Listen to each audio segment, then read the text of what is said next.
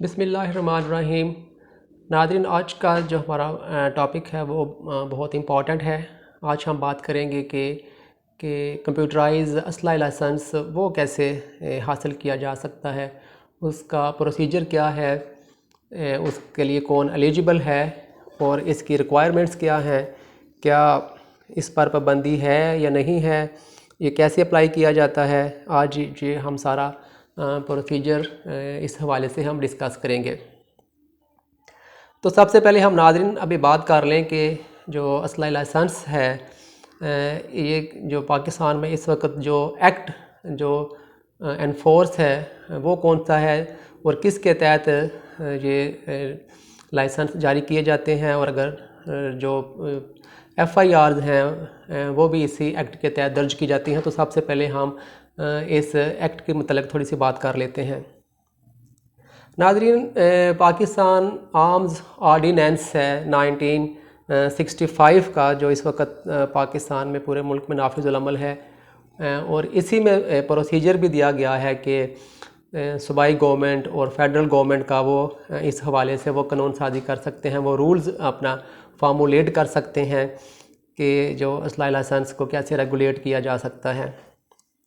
और नाज़रीन, इससे पहले एक आर्म्स एक्ट था 1878 का, लेकिन उसको अगर हम देखें, पाकिस्तान आर्म्स ऑर्डिनेंस को देखें, तो जो उसके टोटल सेक्शन 29 है, इसका जो आखिरी सेक्शन है 29 वाला, इसमें जो आर्म्स एक्ट को वो रिपील कर दिया गया है। मासवाई चांद चीज़ों के इसको ख़त्म कर दिया गया था, इसको मनसूख कर दिया गया था।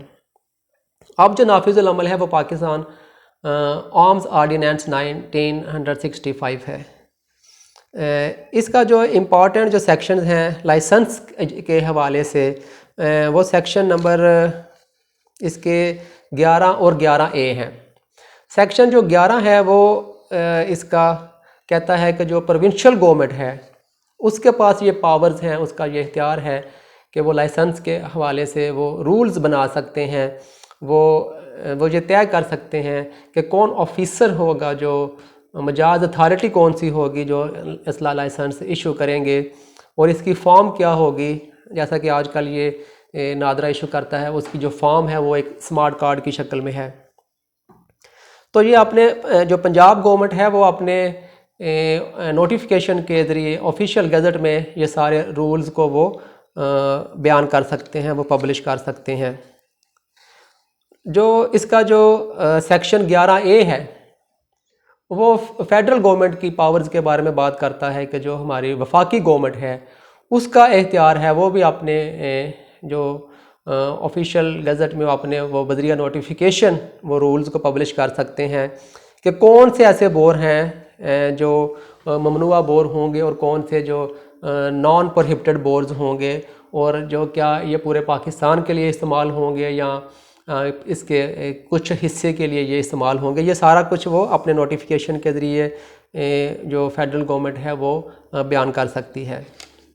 अब जो इस वक्त जो नाज़रीन, इसके अलावा जो रूल्स हैं, जो पंजाब में इस वक्त जो रूल्स हैं असला लाइसेंस के हवाले से जो नाफिज़ुल अमल हैं, उन्हें हम पंजाब आर्म्स रूल्स 217 के नाम से हम जानते हैं। उसमें बहुत सारी बातें बताई गई हैं कि इसकी शराइत क्या हैं, इसकी टर्म्स एंड कंडीशंस क्या हैं, कौन से लोग हैं जो वो लाइसेंस ले सकते हैं और कौन से लोग हैं जो इसके लिए अहल नहीं हैं। तो इसका जो मुख्तलिफ, सबसे पहले हम बात करते हैं कि इसकी कैटेगरीज क्या हैं।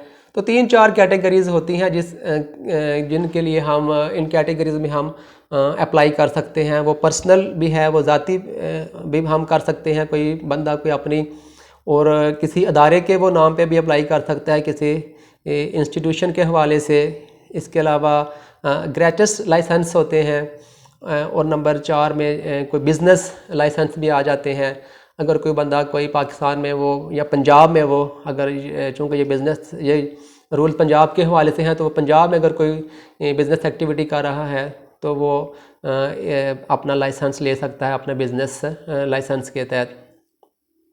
इसमें नाज़रीन दोनों आ जाते हैं, वो नेचुरल पर्सन भी शामिल है बिज़नेस लाइसेंस में और लीगल पर्सन भी शामिल है। नेचुरल पर्सन तो जो आम ह्यूमन बींग्स हैं, और जो लीगल पर्सन है उसमें कोई कंपनी आ सकती है, उसमें कोई अदारा आ सकता है, उसमें कोई एसोसिएशन आ सकती है, तो उसके नाम पे भी वो लाइसेंस लिया जा सकता है। अब हम बात करते हैं नाज़रीन कि इसकी जो पर्सनल अगर कोई बंदा अप्लाई करता है, सबसे पहले हम देख लेते हैं कि उसका क्वालिफ़िकेशन क्या होगी, उसका क्राइटेरिया क्या होगा। अब उसका तरीका क्या है अप्लाई करने का, ये हम आखिर में बात करेंगे। सबसे पहले हम ये देख लेते हैं कि अहल कौन से लोग हैं, एलिजिबल कौन से लोग हैं, जो पंजाब आर्म्स रूल्स जो 217 में बयान किए गए हैं उसके तहत कौन से लोग हैं जो अहल हैं और कौन से लोग हैं जो वो अप्लाई करने के अहल नहीं हैं। तो इसमें सबसे पहले तो लिखा गया है कि उसके पास वैलिड आईडी कार्ड हो।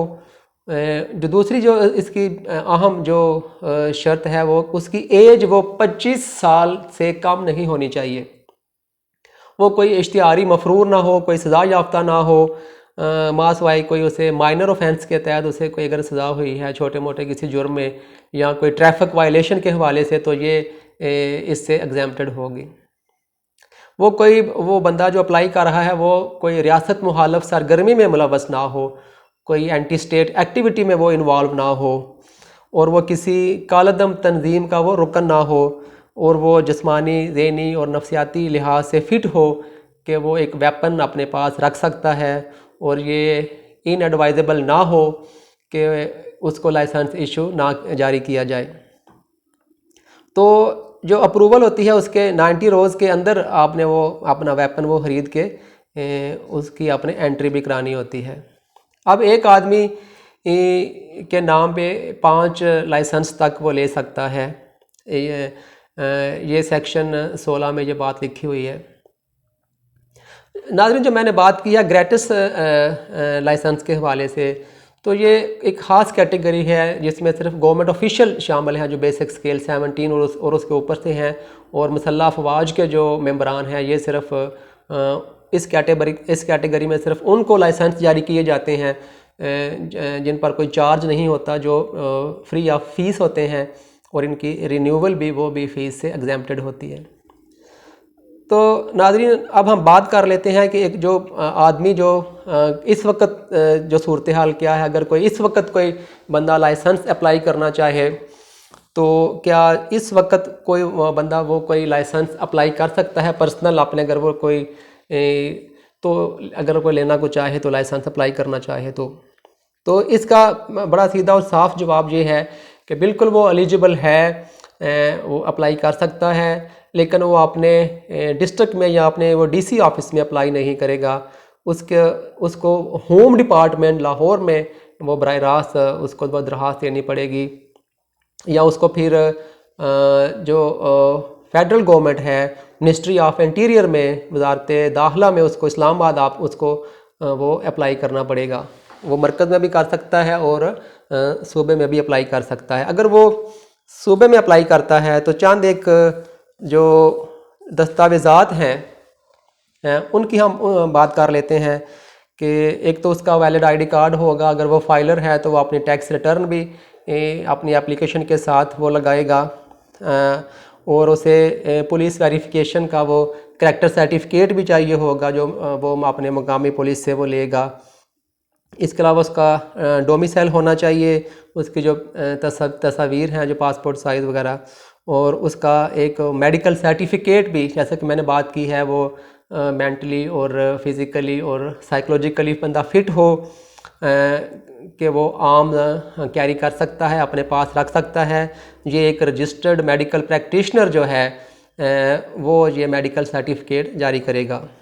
इसके अलावा उसका एक एफिडेविट चाहिए होगा 300 रुपये के, वो स्टाम्प पेपर पर वो अपना हल्फनामा देगा। तो नाज़रीन, ये कुछ रिक्वायरमेंट्स थी के लिए वो अप्लाई करने के लिए। जहाँ तक इसकी फ़ीस का तलक है, फ़ीसेस पंजाब गवर्नमेंट जो केयर टेकर गवर्नमेंट है, इन्होंने अपनी जो कैबिनेट मीटिंग में थी उसमें फ़ीसेस को रिवाइज़ किया है, फ़ीसेस को कहीं गुना बढ़ा दिया गया है, लेकिन अभी बहुत सारी चीज़ें अभी वो पाइपलाइन में हैं, अभी उन पर इम्प्लीमेंटेशन नहीं हो सका। जैसा कि किसी ऐप की भी बात कर रहे थे कि कोई पंजाब गवर्नमेंट कोई ऐप शायद मुतारफ़ कराने वाली है कि बंदा को घर बैठ के भी अपनी वो लॉगिन आईडी बना के तो वो अप्लाई कर सकता है। लेकिन ये चीज़ें अभी शुरू नहीं हुई, अभी तक इन पर काम हो रहा है। ये पंजाब गवर्नमेंट की सवाबदीद पे है कि वो कितनी जल्दी इन चीज़ों को फाइनलाइज़ करते हैं। इसी तरह जो फ़ीस के मामलात हैं उनको भी रिवाइज़ किया गया है। फ़ीसें कहीं गुना बढ़ा दी गई हैं। जो साबका जो फ़ीसें थी, जो पुरानी फ़ीसें थी, अगर हम देखें जो पंजाब आर्म्स रूल्स 2017 में दर्ज थी, उसके मुताबिक जो गैर ममनुआ बोर था, जो नॉन प्रोहिबिटेड बोर था, उसकी फ़ीस 10,000 रुपया थी और इसकी रिन्यूअल फ़ीस वो 1,000 रुपया थी। लेकिन ये पुरानी मैं बात कर रहा हूँ, ये पुरानी फ़ीसें हैं, ये अब सस्पेंड हो चुकी हैं, अब फ़ीसें रिवाइज़ हो चुकी हैं, नई फ़ीसों का इतलाक़ हो चुका है। और जब आप अप्लाई करेंगे तो आपको जो होम ऑफिस है वो आपको इसकी एग्जैक्ट बता देंगे कि अमाउंट कितनी है। तो नाज़रीन, ये हमारा आज का टॉपिक था असला लाइसेंस के हसूल के हवाले से कि इसका तरीक़ाकार क्या है और कौन बंदा एलिजिबल है और इसको कैसे अप्लाई किया जा सकता है। उम्मीद है आपको वीडियो पसंद आएगी। वीडियो को लाइक और शेयर कर दें, चैनल को सब्सक्राइब कर लें। टेक केयर, अल्लाह हाफिज़।